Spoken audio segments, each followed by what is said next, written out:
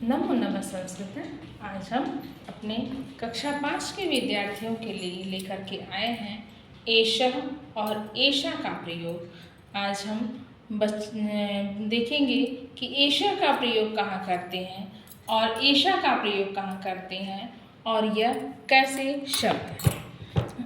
कहें कि एषः और एषा यह सर्वनाम शब्द है।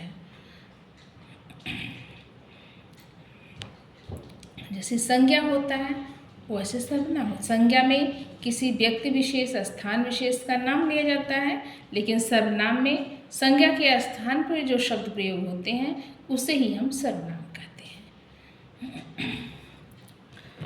तो एषः यह सर्वनाम शब्द है। या यह मोहन है, यह न कह करके एषः बालकः, यह बालक है। एषा बालिका, एषा यह स्त्रीलिंग शब्द है। यह बालिका है।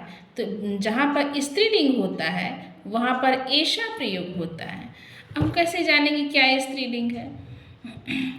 तो कहते हैं कि जो जैसे नानी हुई, माँ हुई और लड़की हुई, ये सब स्त्रीलिंग में आती हैं।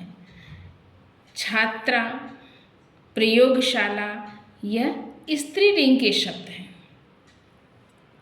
अब हम इसे लिंग के हिसाब से और सर्वनाम शब्द के हिसाब से पहचानते हैं। अब यहाँ पर एक लड़का है, इसका चिन्ह एषः छात्रः, यह छात्र है। अब छात्र है तो यहाँ पर पुल्लिंग है, तो इसलिए एषः का प्रयोग किया गया है। एषा छात्रा, यह छात्रा है। तो छात्रा है स्त्रीलिंग में है, तो यहाँ पे एषा शब्द का प्रयोग किया गया है। एषः विद्यालयः, विद्यालय शब्द पुल्लिंग का होता है, तो इसलिए यहाँ पे एषा शब्द का प्रयोग किया गया, एषा सर्वनाम शब्द का। एषा प्रयोगशाला, यह प्रयोगशाला है, यह स्त्रीलिंग का शब्द है। अब आगे है एषः स्यूतः, एषः स्यूतः। स्यूतः मीन्स बैग, जिसमें हम पुस्तक रखते हैं अपनी। थैला भी बोलते हैं, स्यूतः मीन्स बस्ता भी होता है। तो एषः स्यूतः, यह बस्ता है। पहले हम लोगों के समय में बस्ता बोलते थे बैग को, अब हम लोग बैग बोलते हैं, स्कूल बैग। तो यह क्या है? बस्ता है, बैग है।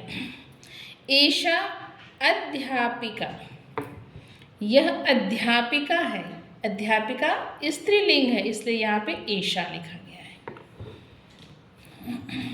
एषः कलमः, कलम पुल्लिंग है, इसलिए यह एषा शब्द का प्रयोग, एषा सर्वनाम शब्द का प्रयोग हुआ है। यह कलम है। एषा अंकनी, अंकनी ये स्त्रीलिंग का शब्द है, स्त्रीलिंग में है, इसलिए एषा शब्द का प्रयोग किया गया। यह पेंसिल है, एषा अंकनी। एषा पुस्तकालयः, यह पुस्तकालय है, यह पुल्लिंग शब्द का है, इसलिए एषः लगा है। एषा पत्रिका, पत्रिका यह स्त्रीलिंग शब्द है। पत्रिका यानी मैगजीन जिसे हम कहते हैं, यह मैगजीन है, पत्रिका है। एषा पत्रिका। एषः घर्षकः, यह घर्षकः मीन्स रबड़, जिसे हम इरेजर बोलते हैं। ये पुल्लिंग का शब्द है, इसलिए एषः शब्द का प्रयोग किया है। एषा मापिका, यह मापिका है, स्केल है। तो स्केल स्त्रीलिंग शब्द है, इसलिए यहाँ पे एषा का प्रयोग किया गया है। अब एषः मालाकारः, यह मालाकार है, यह पुल्लिंग शब्द में है मालाकार, इसलिए एषा शब्द का प्रयोग किया गया है।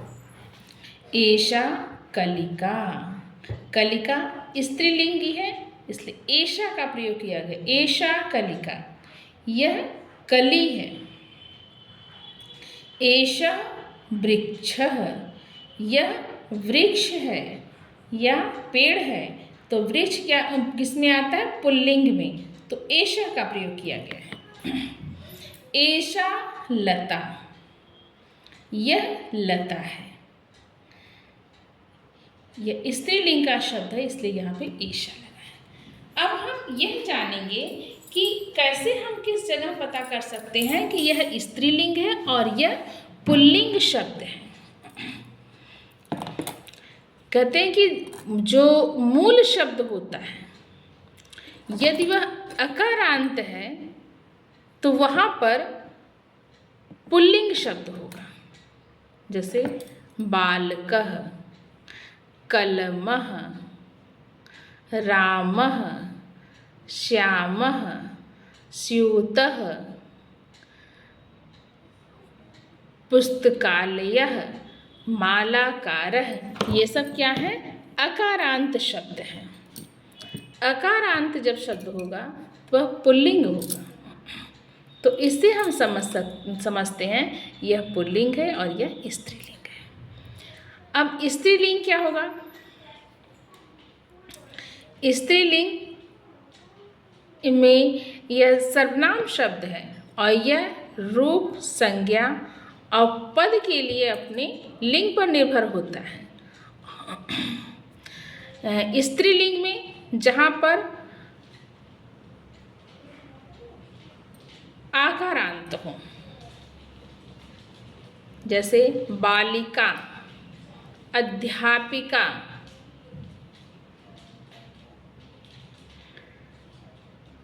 मापिका, पत्रिका, कलिका, लता, जो आकारांत होते हैं उसे हम स्त्रीलिंग संज्ञा शब्द होते हैं। वो अकारांत पुल्लिंग संज्ञा शब्द होते हैं और आकारांत स्त्रीलिंग संज्ञा शब्द होते हैं।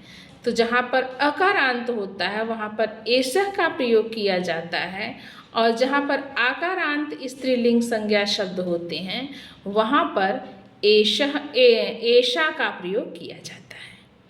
अब हमारे प्यारे बच्चों को यह समझ में आ गया होगा कि एषः का प्रयोग कहाँ करते हैं और एषा का प्रयोग कहाँ करते हैं। बहुत बहुत धन्यवाद आप लोगों को सुनने के लिए। आप अच्छा लगे यह वीडियो तो इसे सब्सक्राइब करिएगा और एक प्यारा सा कमेंट दीजिएगा, लाइक भी करिएगा। धन्यवाद।